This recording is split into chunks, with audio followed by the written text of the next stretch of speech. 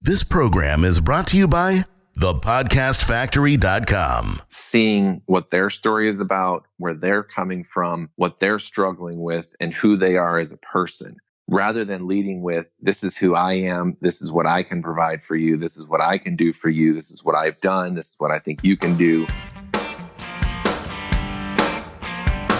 Hi, my name is Igor Kheifets, and this is the List Building Lifestyle, the only podcast which delivers cutting-edge conversion strategies from the online trenches straight to your earbuds. Download the transcript of today's episode and all future episodes at listbuildinglifestyleshow.com. I also invite you to grab a free copy of the Wealthy List Builder Survival Guide at listbuildinglifestyleshow.com/survival. And now, once again, it's time to claim your list building lifestyle. Welcome back to another edition of the List Building Lifestyle with your host, Igor Kheifets. Helping people. Isn't that what internet marketing is all about? Or is it about the money? Can it be both? Well, to be honest, most gurus talk a big talk about waking up in the morning and sweating blood to help their clients. But when it comes down to cold hard numbers, it looks like the only bank account that is actually growing is their own. Their customers, on the other hand, are going hand to mouth following their latest hyped up piece of crap course or coaching program. But there are a few good fellows that stick out like a fart in an elevator. People that care just as much about seeing their customers thrive as watching their children grow. Michael Mansell is one such fellow.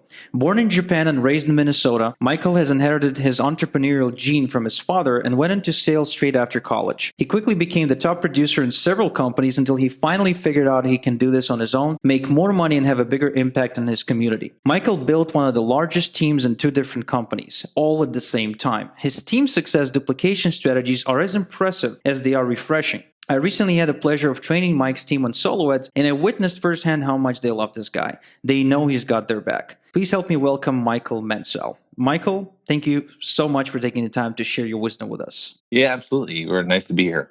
So let's just start. I'm not sure if any of our listeners actually have an idea who you are. Okay, although you've had some tremendous success online the recent years. So why don't you go ahead and share your story? Where did you start, and where are you today? Yeah, absolutely. It's similar to a lot of my peers and other fellow internet marketers that are doing the right thing today, where starting out, kind of struggling, trying to feel our way out. But the one thing that I've noticed that a lot of other successful internet marketers tell me that I actually never really had was a mentor. And I've heard a lot of other guys and girls say, well, so-and-so who mentored me and I found my path. But I kind of have a little bit of a different path that I took to get to where I am today. And a lot of it is just my personal style of how I learn and how I apply things in life. And that all started on basically how I was raised, and I was actually homeschooled. So I didn't have the traditional, education structure growing up because my parents chose to homeschool me my entire education years clear through high school. So from a very young age, I learned to teach myself what I needed to know, because basically my mom would come in, she'd give us our lesson plans for the day, and then she'd go off and do her housework and do everything else she needed to get done for the day. And we were kind of left there to figure it out on our own. And as a kid, I didn't know any different. But for a while, I somewhat resented that because I kind of felt like I missed out on having that traditional education growing up. But what I soon realized was that is one of the biggest things that contributed to my ability to create something without somebody there showing me step by step how to do it. But I would say I'm a very unique case, and that's not how most people learn, and it's not the normal way that people are kind of raised to learn things in life. And so I kind of got started from a young age. I was in about my early 20s. I was about 20 years old, if I remember correctly, when I got my first sales job. And that was actually door-to-door route sales with Schwann's Frozen Foods here in the United States. It's a frozen food company. So I literally drove a truck and went door to door, knocking on doors, selling frozen food. It was my first real kind of sales job. How tough was that? Oh, it was incredibly tough at first because you're obviously going up to somebody's house that didn't ask you to be there, has other things, better things to do during the day. And I'm showing up saying, hey, have you heard about my company? And do you want to buy some food that we can stick in your freezer? But then one step further was not only get them to try to buy something right then. The whole model of that company was to get them on a route where the company would come, or I would come as their salesperson once every 2 weeks, and they would have their shopping list ready and they would buy whatever they were going to buy, but be on a set schedule. So that would be probably, thinking back, that was my earliest experience to what we now know as an auto ship, essentially, getting somebody to not only buy right now, but commit to something ongoing every single month. But it was hard at first, but at the same time, it's where I realized what my true passion was, and that was connecting with people and basically finding out what their problem was and providing a solution. And so in my earliest sales job, it really had to do with, hey, you don't want to leave the house. You'd rather just have somebody come to you where you can do your shopping. We have the food. It'll keep for a long time. And my whole, sales pitch, but really my value added proposition saying, this is the value I can provide for you, and getting them to buy into that concept, and then obviously providing the service going forward from there. Wow. So you mentioned that your passion is connecting with people. I hear a lot of people say my passion is helping people and do everything for other people, which for me, coming from a Ukrainian background, I'm also Jewish. It's kind of weird because here in Israel, for instance, Jews don't try to help each other much. We actually try to screw each other more often than we try to help each other. And it's interesting now, but you didn't use the word connecting. Now, what exactly, in your opinion, what exactly does connecting with other people mean? Well, connecting with other people is really seeing what their story is about, where they're coming from, what they're struggling with, and who they are as a person, rather than leading with, this is who I am, this is what I can provide for you, this is what I can do for you, this is what I've done, this is what I think you can do. It's really connecting with an individual on a level that is relatable to them first, not just coming at somebody with what you relate with. So basically I would put myself in their shoes, and I would find whatever common ground. I mean, anybody in life, I believe you can find some level, because we're all human beings at the end of the day, that we can relate on. And when you find that level that you can relate with another human being on, that's what I consider connecting with that person. Wow, this is super refreshing. And, if you're listening to this, you should be writing this down if your goal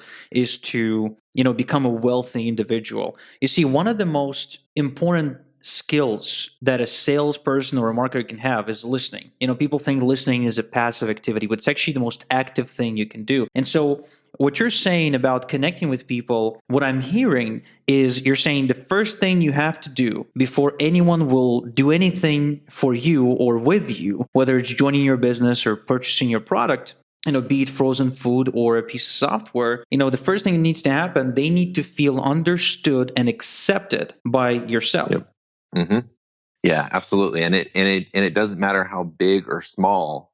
A lot of people find or feel like they've got to find some big relationship or big relatable aspect between two people for the other person to feel like they're accepted for who they are, and they're understood, like you just mentioned, which was a key factor there, that people like to feel understood, but where they're at right now. And I used to overcomplicate the whole process. And the longer I've done this, the more I've realized is that we don't have to spend hours upon hours trying to find that relatable place. Most times it is a very simple thing that we can connect with another human being for them to feel understood on some level. Now, sure, the relationship will grow long term if you continue to treat that person with respect and continue to build a relationship, but you don't have to find some big monumentous thing to have this big relationship with before someone will know, like, and trust you. Interesting. So now when you say finding something to relate to, most people probably think about, does that mean that I have to,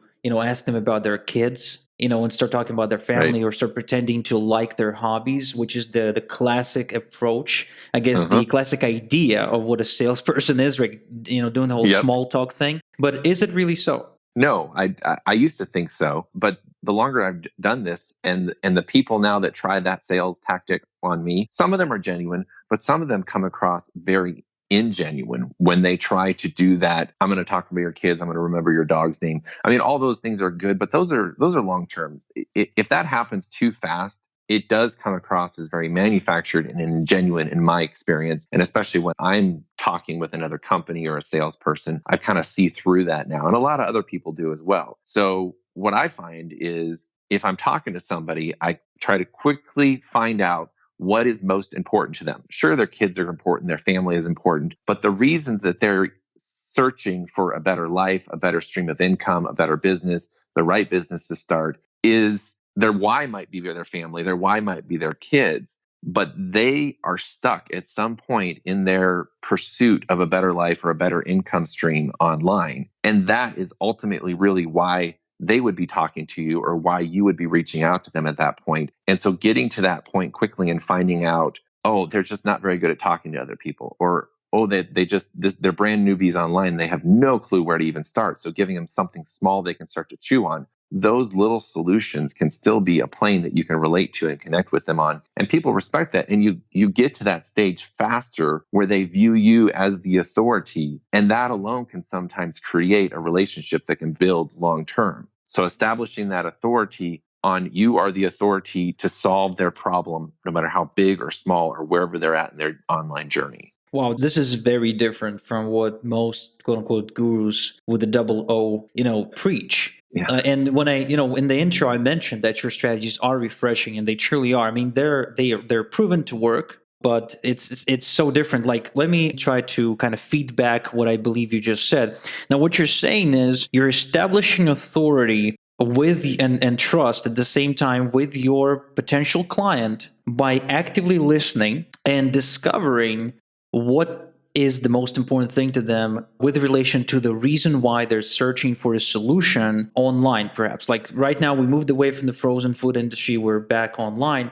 So what you're saying is by actively listening, by understanding and relating to them and having at least somewhat of an idea why they decided to get online, what exactly drives them, and suggesting even the smallest, the tiniest thing they could do about, achieving that goal, or maybe even feeling progress towards achievement of that goal, is what allows you to become the authority in their eyes. And of course, I guess, incidentally, they probably want to do business with you. Correct. Yeah, absolutely. And a lot of times, I mean, this is a common mistake I see a lot of people make, is they go too quickly to their product or service or business that they're offering online, and they skip over that important step of establishing themselves as the authority. Because as you know, Igor, there is a million different people out there that have something they want to pitch to you, sell to you. They're the greatest. And you can't just Dude, come I'm off one of as, them. I'm the greatest. I'm one of them. Yeah, exactly. Exactly. So, and the reality is that not everybody will find that connection with me in return. And that's okay. This actually brings up a thought in my mind that I just came from a conference in Las Vegas where I was connecting with a lot of my team members, and it was really cool to meet them in person. And one of the biggest things that I find people kind of struggling with online is they too quickly go to try to pitch their thing, or they feel like they don't want to go to that even small personal level, to where they come across as a real human being that's in the same real struggle of trying to make it online. And they're afraid to put themselves out there, whether they're communicating via email, through Facebook messaging, through video. And the biggest thing that I found myself kind of educating my team about over this past weekend was, you need to come across as yourself, and you will attract other like-minded people to yourself. And some of them even said, well, but how do I reach more people than that? I said, do you realize how many people that are out there that will relate to you on your level right now, regardless of if you've arrived or not? And they realize, like, well, yeah, there probably is a lot more people out there. And you want to attract people to you that will in turn relate back to you. If people don't relate to you, they're not going to consider you an authority on something. Or even if they do initially, you're going to quickly lose them because maybe, you're not the same style that they want to be online. You're not the same type of personality. And so what I found is the more authentic I am online, the more people I attract that I actually enjoy working with in return. Wow. And this is again very refreshing, because a lot of times you hear that you got to change, you got to act a certain way. But what you're actually saying, like, be who you are. Just be a decent human being before you try to be a salesman. That's what's going on here. And of course, I mean, what you just said about pitching too fast, that should be framed. Okay. I actually, when I train my sales staff, I actually teach them that your first job is to disqualify the person you're talking to. Like, try to approach it from a position of, I got something cool, and I will only give it to cool people that fit the description of the ideal client. And so your job is to basically find reasons not to give it to them. And when you approach the conversation from that standpoint, it's easier to get even the newbies into a position where they don't pitch too fast, because pitching too fast literally pushes people away. Now, I'm just curious, where the hell did you learn all of this? Well, going back to, being a self-starter and teaching myself stuff, I actually learned it from reverse engineering other leaders, other what I consider to be successful people online. And it actually goes clear back to when I really think about it. I say my first sales job was when I was in my early 20s as a route salesman. But the reality is I was actually raised as a missionary kid in Japan. My parents are missionaries. And so from a very young age, my older brother, younger sister, and I, we were thrown in front of churches to essentially, when I think about it, pitch and sell our mission work for my parents to raise support for us to go over and continue to do our mission work. So when I really think back, I was kind of being prepped in a way or taught in a way how to just be myself in front of the churches from a very young age and help sell the idea that my parents wanted to be missionaries and go to a foreign country and be supported by churches. So I think that aspect of it and connecting with people came from a very young age. But in terms of how to navigate online, that's just been me really searching and finding other what I consider to be authentic leaders online and reverse engineering where they got their success from, but never actually even communicating with them. Like I said, I never really considered I had just one person who was my mentor who kind of stepped me through it. And I still don't believe you have to have that. I think mentor is very important, but I actually went and looked at all of the people who I would consider would be a mentor, but I didn't have to actually personally connect with them to model and learn and figure out what they did right. And then the biggest thing was just putting those things into action. So many people learn from even their own mentors, but they never actually test it out and try to put it into action. And even if you fail, putting it into action was what really changed it around for me. And I was guilty of not putting stuff into action for years. And it's the instant I put it into action, failed a few times, and then boom, success started happening over and over and over again. Wow. So you actually had no mentors, but you reverse engineered a bunch of successful people, and you essentially followed, I actually had a bunch of mentors. I had to pay a bunch of money to get them, of course, because no one would just give you their time for free. But, I kind of didn't mind doing that because early on I was told, like what everybody was told, get a mentor. Now, not every mentor was a great one, but they were good enough. And I guess I was motivated enough to make sure that whatever they told me, I'd have to make it work. But, one of the pieces of advice, I have no idea who gave it to me, or maybe I even read it in a book, was don't do as the gurus say, do as the gurus do. And that's essentially what you've done. Yeah. Yeah, absolutely. And that was a big turning point for me. And now what I'm really loving is showing that to my team in terms of the team that I was doing, because the team that I'm building, because up until a very recent time, and I'm talking a few months ago, I was still doing my own thing, making my own sales and being that guy who kind of just sat behind and making my sales where I could make it and not actually putting in the time and the energy to the people that I was helping online, show them exactly what I do rather than just telling them what I think they should do. And now I've got people in my team that are taking my exact same team model, my exact same building model. And it's cool to see them go out. And I'm actually encouraging them to take what I'm doing, copy it, replicate it, and even to the point of weaning them off of me so that they feel like they now are established as a leader. They are established as someone who's being successful online. And now they have people following and modeling them. And that's like my next transition here, where I'm getting really excited about, because I'm encouraging people to copy what I'm doing. And I tell people that just look what I'm doing. Look at what I did on Facebook. Look at what I did in my team group. Look what I did in my email that I sent you. Look at those. Copy those. Motivate yourself to go out and do the same thing. And you can have exactly what I have. And as you say that, I have this little thought creeping up in my mind. Aren't you afraid of competition? Like, you're teaching them the exact same thing in such a crowded marketplace.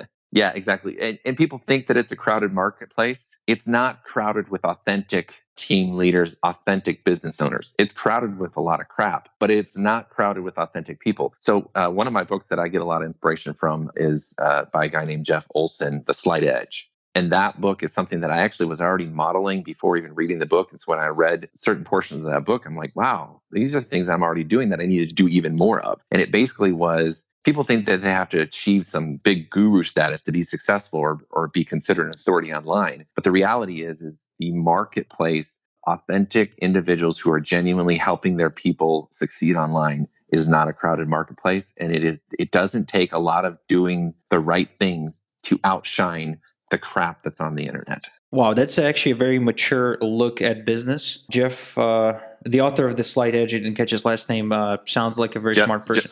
Jeff Olson. Jeff Olson. I've had the pleasure of actually, talking to him in person. He's very, very good in that aspect of just go out there and be yourself, and you don't have to achieve everything to be successful. You just need to have that little bit over the person next to you. And we hear the phrase about what is success, and that it's being willing to do the things that other people aren't willing to do, but you don't have to do everything to achieve that success right away. So your question was, am I afraid of competition within my own team? And I'm not, because my bigger vision right now for my team is, regardless of the business that we're currently involved with, or the product that we're currently selling online, my bigger vision is that I'm building a team culture that it will go out and build similar team cultures online, so that a year from now, 2 years, 5 years from now, regardless of what product is trending, or what service is being offered online, or what company is successful online, we as a team are generating leaders that come from a very authentic, contributing, supportive standpoint, rather than the typical sell, pitch, link drop all day model that so many other companies have unfortunately created in our industry.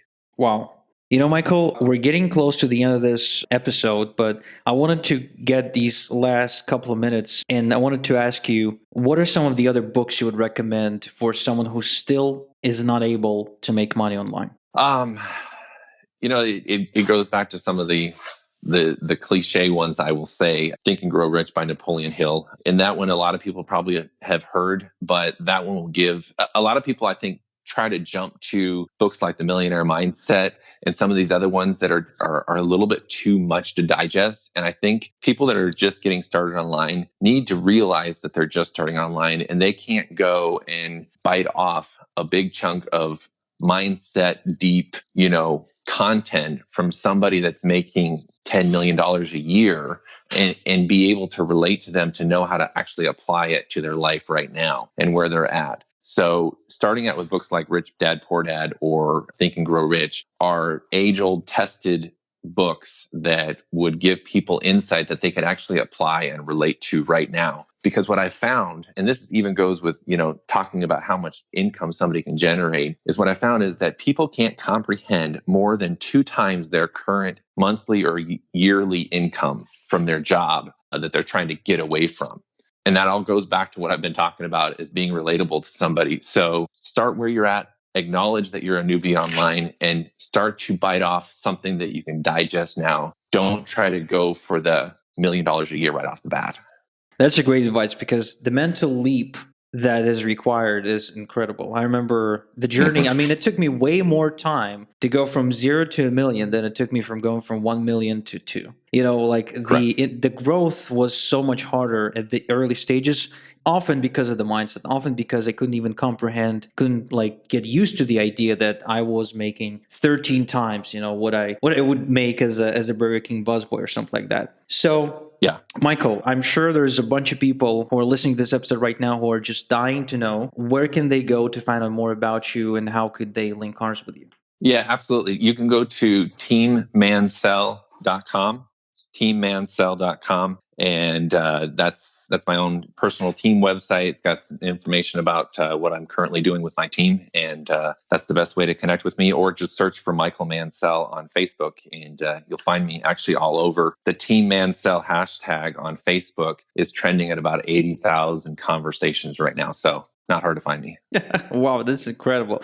So you heard him, guys. That's www.teammansell. That's double L, one word, teammansell.com. Michael, I couldn't be more grateful for you coming down to do this. This has been a tremendous episode. I think it's the most value-rich episode yet. Thank you so much for taking the time. And until next time we talk, have a good one. Yeah, appreciate it. Thank you very much. Thank you for listening to The List Building Lifestyle. Make sure to subscribe on iTunes or Google Play to never miss an episode. Because who knows, just one conversion tactic we share on the show might double your list and double your business. Download the transcript of today's episode and all future episodes at listbuildinglifestyleshow.com.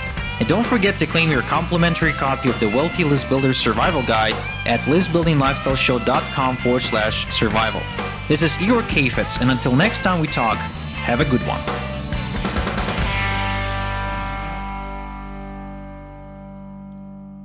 This is the podcastfactory.com.